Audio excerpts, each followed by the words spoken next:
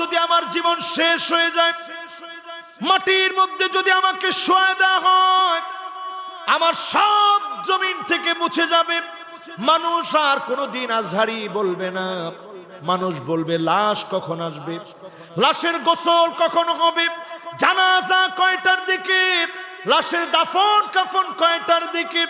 আমি আপনি লাশ হয়ে যাব, অন্ধকার কবরের ভিতরে শোয়া দেওয়া হবে।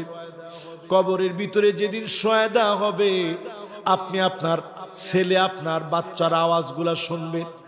হাত্তা ইয়াসমা সিমাআন আলাইহি, পায়ের আওয়াজগুলো আপনি শুনবেন। আত্মীয় স্বজন বন্ধু বান্ধব এক এক করে চলে যাবে, পায়ের আওয়াজগুলো আপনি কবরের মধ্যে শুয়ে শুয়ে শুনবেন। একটা মানুষকে আপনি আটকায় রাখতে পারবেন না, সঙ্গী বানাতে পারবেন